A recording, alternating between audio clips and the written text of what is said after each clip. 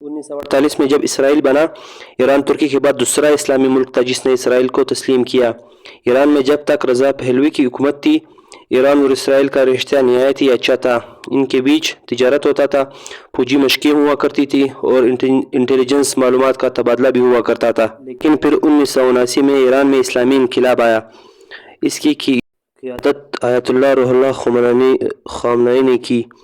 Shah Iran रज़ा Mahmad Pahlavi का तख्ता उलट दिया गया क्योंकि वो अमेरिका का ही हुक्मरान था।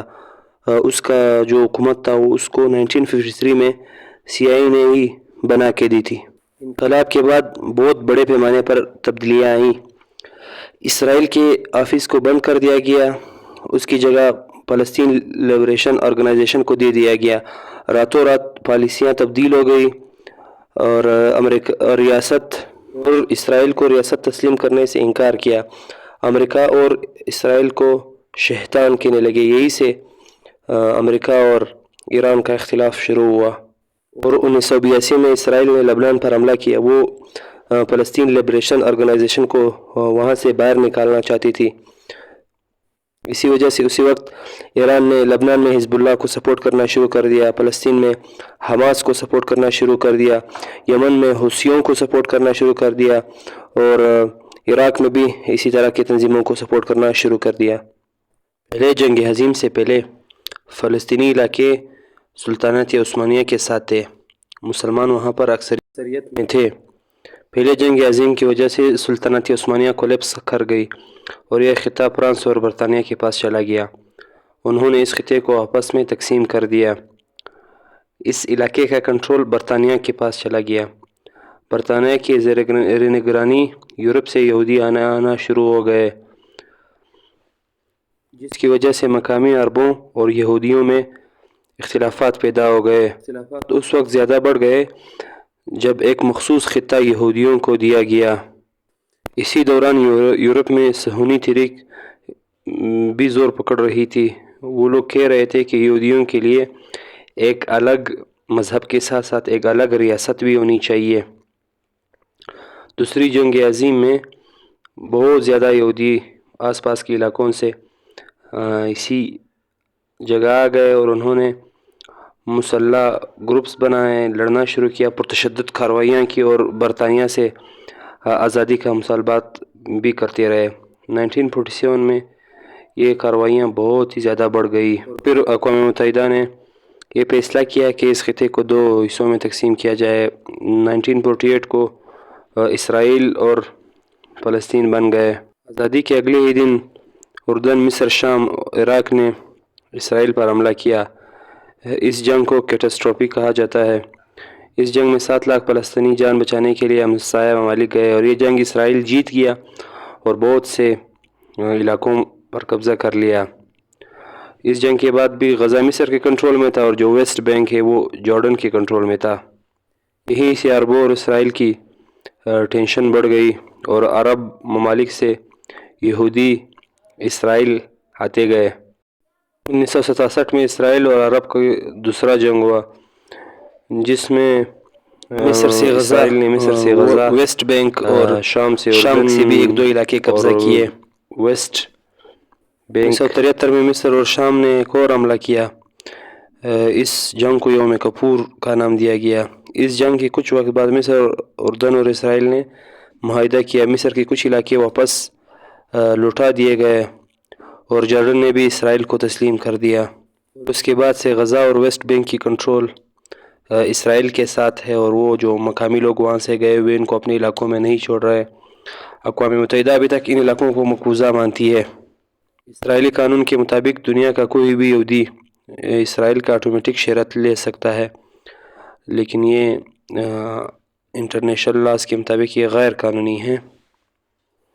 फिर जब 2007 में हमास ने गज़ा का कंट्रोल संभाल लिया, उसके बाद ही इसराइल ने गज़ा का मुहासरा किया हुआ है और वहाँ पर टेंशन चलती ही रहती है, कभी छोटा ऑपरेशन कभी बड़ा ऑपरेशन। और गज़ा में जो ये कार्रवाइयाँ होती है, हमास को डायरेक्टली ईरान ही सपोर्ट करता है। ईरान ये जानता है कि इसराइल नहायत ही ताकतवर है, उसका मुकाबला रिवायती तरीक़ों से नहीं किया जा सकता। ऐसे में ईरान की हमेशा कोशिश رہی ہے کہ وہ نیوکلیئر ہتھیار بنائیں۔ ایران کے نیوکلیئر ہتھیار بنانے کا تاریخ بھی بہت پرانا ہے۔ 1957 میں ایران نے نیوکلیئر پروگرام کا آغاز کیا۔ اس پروگرام کا نام ایٹم پرفیز تھا۔ اس پروگرام کو شروع کرانے میں بھی امریکہ نے ایران کی مدد کی تھی، لیکن پھر جب ایران کا انقلاب آیا تو امریکہ اور دوسرے ممالک ایران کے مخالف ہو گئے اور ایران کا وہ جو پروگرام تھا وہ رہ گیا۔ نیوکلیئر بم بنانے کے لیے یورینیم کو پیوریفائی کرنا ہوتا ہے اور ایران کے پاس اس کے 2 پلانٹ ہے۔ جولائی 2015 تک ایران میں تقریباً 20,000 سینٹریفیوج مشین کام کر رہے تھے، جن کی مدد سے کم ایران 8 نیوکلیئر بم بنا سکتا تھا۔ جب اقوام متحدہ کو اس چیز کا علم ہوا تو انہوں نے ایران پر پابندیاں لگائیں، جس سے ایران کو $16 بلین کا نقصان ہوا، جس کی وجہ سے ایران نے ان نقصانات کو کور کرنے کے لیے PC1+1 ملکوں کے ساتھ معاہدہ کیا، جس میں فرانس، رشیا، جرمنی، چائنا، امریکہ آتا ہے، جس کے تحت ایران نیوکلیئر ہتھیار بنانے سے پیچھے ہٹے گا۔ اور ایران کو پہلے جو $100 ملین تھے وہ واپس بھی مل گئے، مگر ایران نے پھر بھی خفیہ نیوکلیئر ہتھیاروں پہ کام کرنا شروع کیا تھا۔ تو جب امریکہ کو پتہ چلا تو انہوں نے ایران کے ساتھ معاہدہ منسوخ کر دیا۔ 2021 میں جو بائیڈن کی اقتدار میں پھر اسی معاہدے پہ بات چیت شروع ہوئی، مگر بے نتیجہ ختم ہوئی۔ جب ٹرمپ نے اقتدار سنبھالا، اسی نے بھی ایران کو اس معاہدے میں شامل ہونے کو کہا، اور اب اتوار کو اسی معاہدے کے اوپر بات ہونی تھی، لیکن اس سے پہلے 13 جون کو ایران نے اسرائیل پر تاریخ کا سب سے بڑا حملہ کیا۔ اسرائیل نے ایک ایسے وقت پر حملہ کیا جس وقت پہ توقع نہیں کی جا سکتی تھی، کیونکہ اتوار کو امریکہ اور ایران کے درمیان بات چیت ہونی تھی، اور اسرائیل نے ایک اسٹریٹجی کے تحت ایران میں ایک ایسی ایکٹیویٹی کی جس کی وجہ سے ایرانی سارے لیڈرز جو ہیں وہ ایک جگہ جمع ہو گئے، اور اس کے بعد ایک ٹارگٹ ہوئے۔ اب تک اس جنگ میں 13 ایرانی نیوکلیئر سائنسدان شہید ہو چکے ہیں، اور ایران کے جو اعلیٰ فوجی عہدیداران ہیں وہ بھی اس میں شہید ہو چکے ہیں۔ اور امریکہ نے بھی اب اپنی پالیسیاں تبدیل کر دی ہے، اب کسی جنگ میں ڈائریکٹ حصہ نہیں لیتا، بلکہ اپنی پروکسیز کے ذریعے جنگ لڑتا ہے، ایک یا دوسرے پروکسی کو سپورٹ کرتا ہے اور اپنے مفادات حاصل کرتا ہے۔ یوکرین اور رشیا کے کیس میں بھی ہمیں یہی دیکھنے کو ملا، امریکہ جو ہے وہ انڈائریکٹلی یوکرین کو رشیا کے خلاف سپورٹ کر رہا ہے۔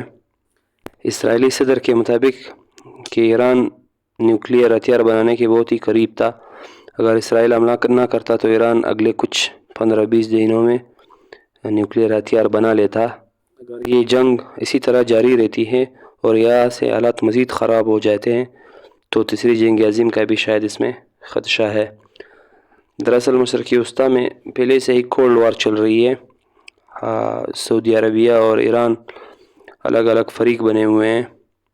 گلوبل پاور انڈیکس کے مطابق ایران کی آرمی اس وقت دنیا میں 14ویں نمبر پہ ہے۔